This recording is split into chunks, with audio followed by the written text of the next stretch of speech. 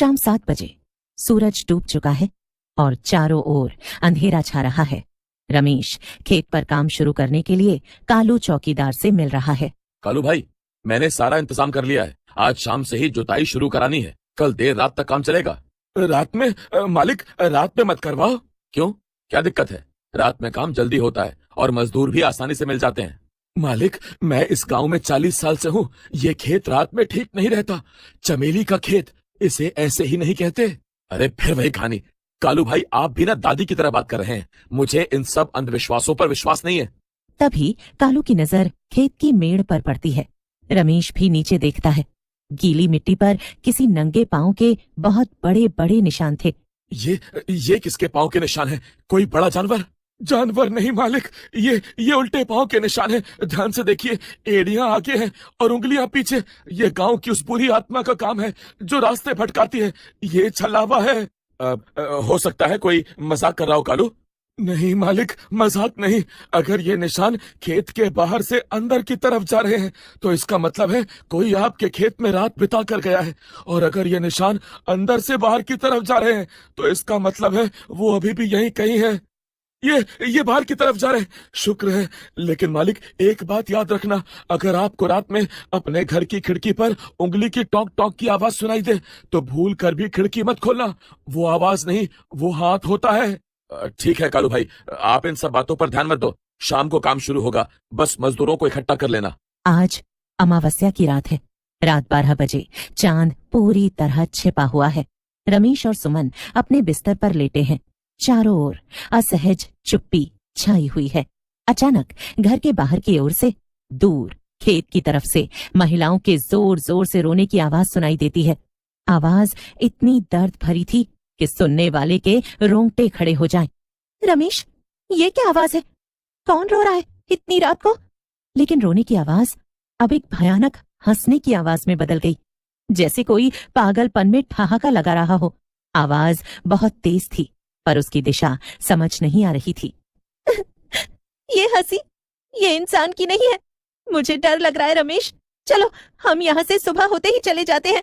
तभी खिड़की पर एक धीमी पर स्पष्ट टोंक टोंक की आवाज आई। ये उंगली की टोक की आवाज थी। रमेश और सुमन दोनों एक दूसरे को घूरते हैं। उन्हें कालू की चेतावनी याद आती है। मत खोलो रमेश, प्लीज मत खोलो। रमेश की सांसें तेज हो गईं। वो हिम्मत करके धीरे से पलंग से नीचे उतरा और दबे पांव खिड़की के पास गया और बाहर झांका।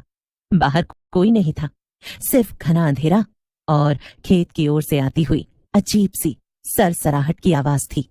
जैसे ही रमेश पीछे मुड़ा तभी कमरे में अचानक भयानक ठंड महसूस हुई, जैसे किसी ने फ्रीजर का दरवाजा खोल दिया हो। ये आवाज इस बार खिड़की के अंदर से आई थी।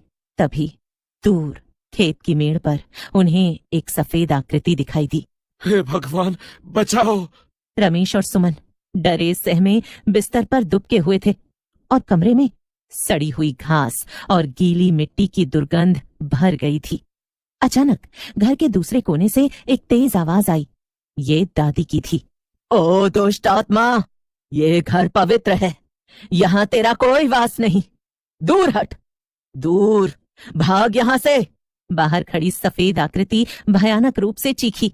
ये चीख इतनी ऊंची थी कि रमेश और सुमन के कान सुन्न हो गए। चीख के बाद आकृति तेजी से पीछे हटी और खेत की ओर भाग गई। घर के बाहर से सरसराहट की आवाजें गायब हो गईं। दादी, तुम ठीक हो? ये क्या था? मैं पहले ही जानती थी कि तुम दोनों को इस मुसीबत का सामना करना पड़ेगा। उस छलकावे की हिम्मत देखो, मेरे घर में घुसने की कोशिश कर रहा था। वो औरत नहीं बेटा, वो चमेली की प्रेत आत्मा है। वो एक सपनों का छलकावा है। वो भटकती नहीं है, वो शिकार करती है। हाँ, वो रात में सबसे पहले किसी एक इंसान को चुनती है जो उसकी सीमा खेत की मेड़ को पार करता है। फिर वो रात भर उसे डराती है। अगर वो इंसान अगले 3 दिनों तक डर के मारे गांव छोड़कर भाग नहीं जाता तो चौथे दिन वो उसका खून चूस लेती है। और कल तुम उस खेत में गए थे। रमेश के हाथ पैर ठंडे पड़ गए। उसे कल खेत में मिले उल्टे पांव के निशान याद आ गए। पर दादी, वो यहाँ क्यों आई थी? क्योंकि रमेश को उसने चुन लिया है। गांव में एक पुरानी कहावत है, चमेली जिसे चुनती है वो या तो मरता है या हमेशा के लिए पागल हो जाता है। तो अब क्या होगा? हमें भाग जाना चाहिए। नहीं, भागने से कोई फायदा नहीं। भागने वाले को वो और तेजी से पकड़ती है। हमें इसका सामना करना होगा। चमेली को केवल एक चीज से डर लगता है, सत्य। और उसका सत्य उस बूढ़ी चुड़ैल के पास छिपा है। रमेश, सुमन और कालू दादी के निर्देश पर गांव के सबसे पुराने वीरान कुएं के पास आए हैं। दादी ने बताया था कि यहीं पर वो बूढ़ी औरत रहती है जो चमेली के भूतिया रहस्यों को जानती है। वो कुएं के पास एक टूटी हुई झोपड़ी में प्रवेश करते हैं। अंदर एक बहुत ही बूढ़ी दुर्बल महिला बैठी थी। उसकी आंखें पूरी तरह सफेद थीं। मैं जानती थी तुम आओगे रमेश, तुम चमेली के जाल में फंस चुके हो। रमेश डर गया कि उसने उसका नाम कैसे जाना। मैं समय हूं बेटा।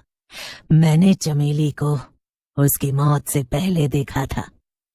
वो एक साधारण लड़की नहीं थी, वो प्यार की भूखी थी। प्यार की भूखी? हाँ, चमेली को एक किसान से प्यार था जिसका नाम रघु था। रघु ने उसे धोखा दिया और किसी और से शादी कर ली। अपमान और गुस्से में चमेली ने उसी खेत में फांसी लगा ली। मरते समय उसने कसम खाई कि वो किसी भी खुशहाल इंसान को वहां चैन से नहीं रहने देगी, खासकर नए किसानों को। तो वो केवल बदला लेने के लिए भटक रही है? नहीं बेटा, वो अब बदला नहीं ले रही, वो शक्ति चाहती है।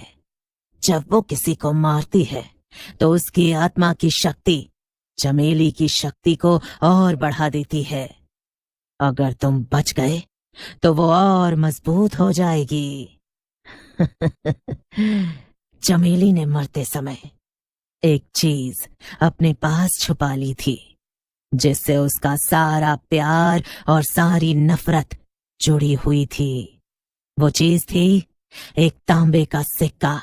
उसने उसे उसी खेत के सबसे पुराने पीपल के पेड़ की जड़ों में गाड़ दिया था। जब तक वो सिक्का बाहर नहीं निकलेगा उसकी आत्मा को मुक्ति नहीं मिलेगी। तुम्हें आज रात उस पीपल के पेड़ के नीचे जाकर वो सिक्का खोजना होगा, लेकिन ध्यान रखना वो तुम्हें रोकने की हर कोशिश करेगी। जैसे ही वो पीपल के पेड़ के पास पहुंचे और जमीन खोदना शुरू किया, उन्हें हवा में एक अजीब सी मीठी खुशबू महसूस हुई। चारों ओर से रोने और फुसफुसाने की आवाजें आने लगी। तुम क्यों खोद रहे हो मेरी जमीन को? तुम मेरे प्यार के धोखे की निशानी चुरा रहे हो? हाँ? कालू ने जमीन से एक छोटा गोल तांबे का सिक्का निकाला। सिक्का सदियों पुराना लग रहा था। रमेश ने सिक्का लिया और तेजी से पास में बने एक छोटे से जलकुंड, गांव वालों द्वारा बनाया गया एक पवित्र स्थान था, वो उसकी तरफ भागा। उसने पूरे जोर से वो तांबे का सिक्का पानी में फेंक दिया। खेत में तूफान तुरंत थम गया। आवाजें गायब हो गईं। अगले दिन सुबह 6 बजे रमेश और सुमन गहरी नींद के बाद उठे। उन्हें अब कमरे में कोई ठंडक या सड़ी हुई गंध महसूस नहीं हुई। रात बीत गई बेटा, छलकावा चला गया।